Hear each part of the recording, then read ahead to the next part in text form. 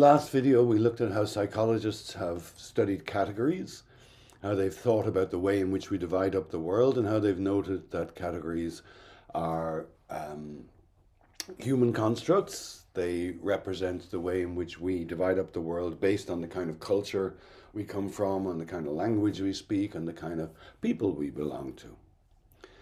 Now we're going to turn to how computer scientists have got involved in this business. And this introduces the topic of artificial intelligence. And the kind of image you see there, these are unsurprising images in today's context.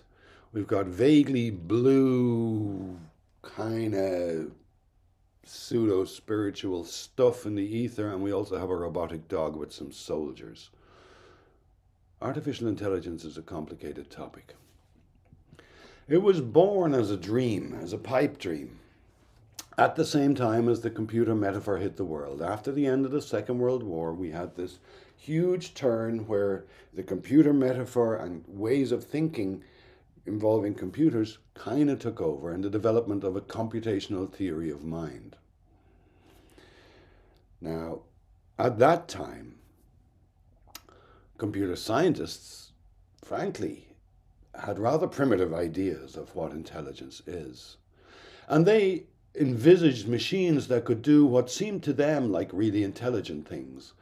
And oddly enough, the one example that seems to play such a huge role here is playing chess. For some reason, researchers decided that playing chess was a really, really clever thing to do. And so they dreamed of machines that could do things like play chess. Now, I know they built machines that could play chess. It turned out that that wasn't quite as groundbreaking as you might think. But at that time, at the birth of artificial intelligence in the 50s and 60s, this was the goal that people were aiming for. And they, in trying to construct machines that would appear intelligent, they turned to the psychologists who have been working on category theories. We've seen categorization in the last one. And so they started trying to think, well, how in our computer program should we construct representations of knowledge which are like those used by people? So here are two categories, for example, a cat and a dog. And if we list some of their features, that's the kind of thing the psychologists have been doing. We see a cat has fur, is an animal, chases mice, meows. So whatever you know about a cat has to allow you to know all these kinds of things. Likewise, there's a bunch of things you know about dogs. And some of them are kind of like cats and some of them are not. So cats and dogs have tails. They're animals. They like to be petted. And in this early days of artificial intelligence, the way that computer programmers were thinking about knowledge was a bunch of statements of facts, of propositions. And so if you were to store a bunch of propositions, a cat has fur, a cat is an animal, in your program, so that it could answer the question, does a cat have fur? And it would say, yes, a cat has fur. Then you'd have an awful lot of statements, right? The boy's book of facts would be impossibly huge. So they started thinking of ways in which they could write programs that were of finite size, that nevertheless could answer questions like this. So here is an early idea of a semantic network which takes the ideas from psychologists of how categories are organized and tries to turn it into a symbolic form that computers could use. So in this graph, there are nodes cat and dog, and the nodes are linked to other nodes like hair, tail, mammal, animal, and fur. And those links have names. So a cat has a tail, wears fur, is a mammal. A mammal is an animal. Now, notice that there's no link from cat to is an animal, because if you're a cat and we know that you're a mammal, and all mammals are animals, then we know that a cat is an animal. Remember, we learned this from Aristotle. So there's no need for a link. And so in this way, we can store a bunch of facts, avoiding some redundancy. It's an early way of building systems that could answer trivial questions when asked. And it combines two forms of thinking about knowledge that we've met. Propositional knowledge, in which knowledge is thought of as statements about the world, and categories, which we just met, which have psychologists have uncovered as this, structuring or organizing our knowledge about how the world is divided up.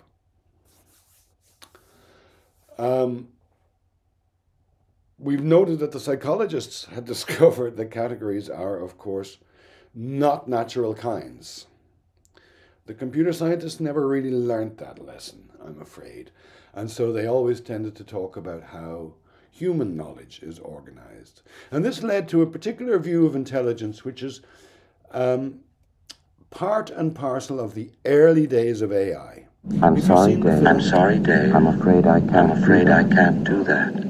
If you've seen the film 2001: A Space Odyssey, you'll have met HAL the computer. HAL is presented as an image of the future, so it's an imagination from this time of an intelligent computer. Notice it's purely disembodied. It's an entirely abstract form of intelligence. HAL only ever appears as a red dot. HAL doesn't have legs and arms or desires or anything like that. So that's the view of intelligence that early computer scientists were working with. And I think we may have met this before. Here's an example of an early program in the field of artificial intelligence in which the person operating a computer would type words at a terminal and words would come back at them. A chatbot, basically. Now, chatbots seem to be a huge innovation at this time. People are always hugely influenced by the newest technologies. And in this chatbot, they're reasoning about a toy world. So you can see an example of the toy world there. Think Grand Theft Auto, but really, really primitive.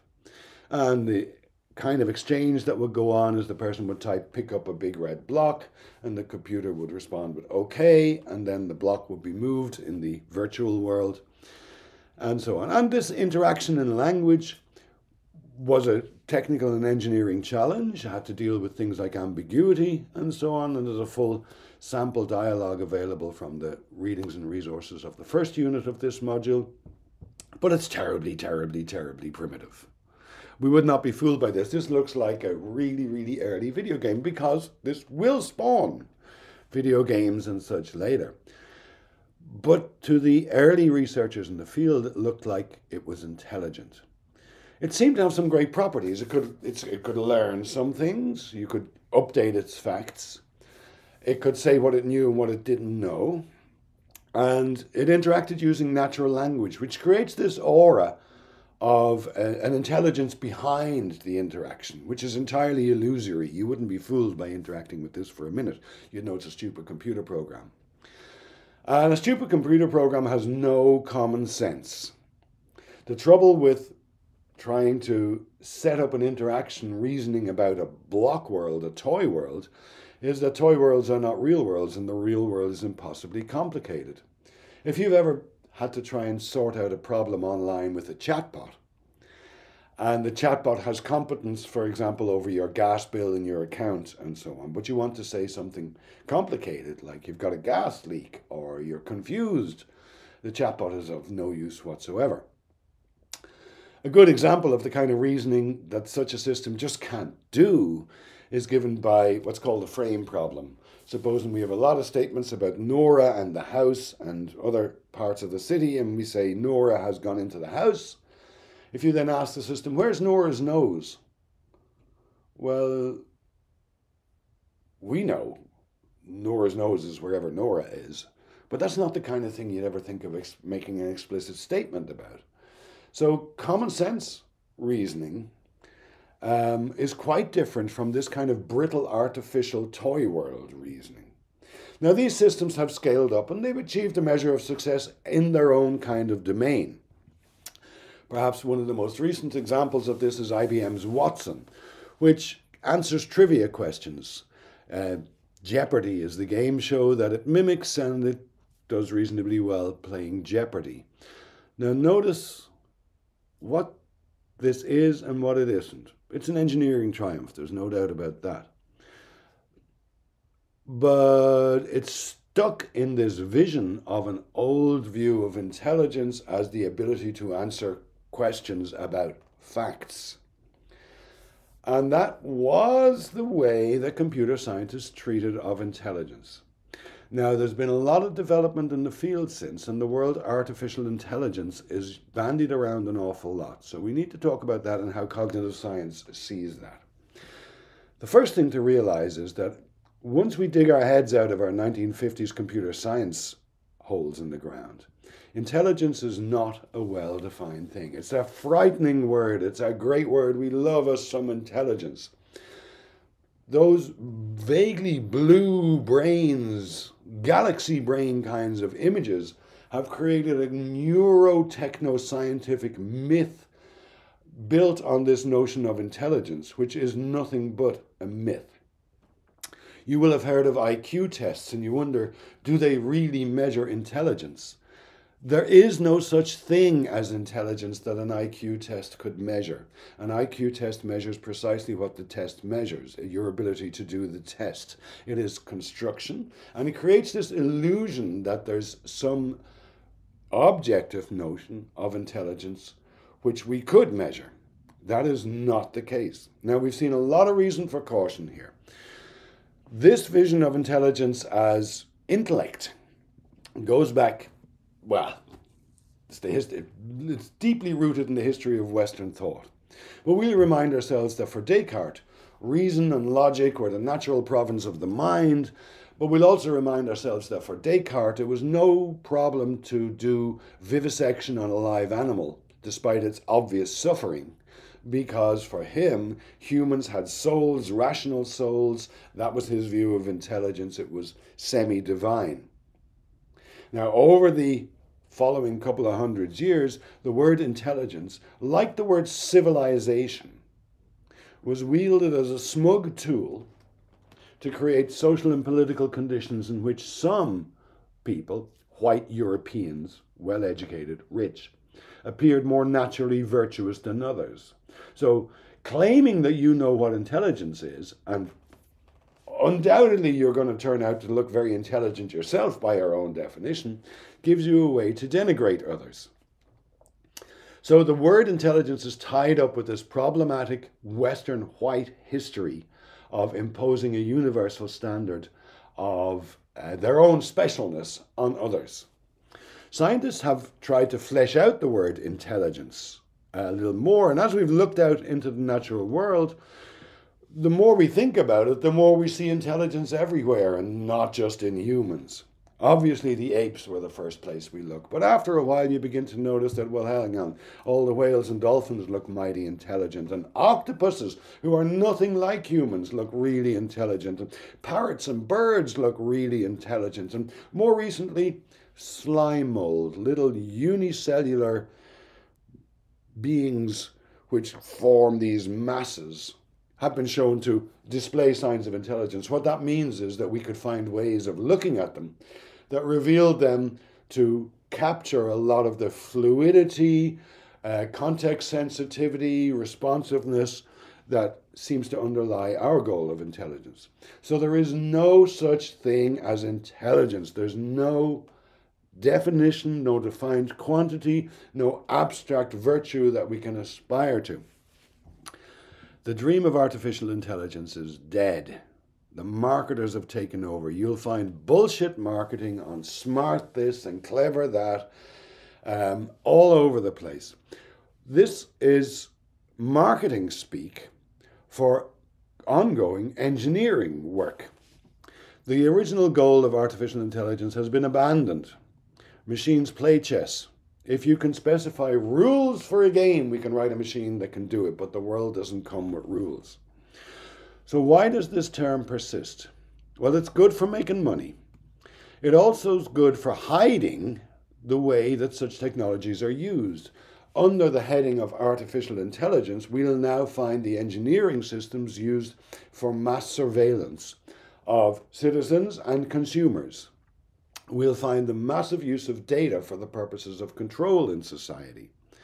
And we'll find bullshit layers of marketing hidden over the discipline of robotics to hide the fact that these are military vehicles used for the exercise of power. The finest robotics work in the world is all done for military and policekeeping efforts. So when you see the word artificial intelligence, you should translate it now. From a mathematical or scientific point of view, what's usually going on is something called machine learning. And machine learning is the old business, we've been doing it since Descartes, of fitting curves to data. You get a lot of data points and you try to figure out which mathematical function fits them best. That's what machine learning is. The purposes to which you turn this include very many innovative and useful applications. Such engineering is now part of our society and we rely on it. But it is also the means by which state and commercial surveillance are carried out. It also facilitates mass data capture, and it is covered over in heavy layers of marketing. So as a cognitive scientist, you look at this bewildering contemporary scenario and you want to tear your hair out. You see where my hair went? Because the word artificial intelligence is not only a misnomer, it's a dreadful lie. But we're not in a position to overturn it. This is the society we live in, but you can at least be informed about it.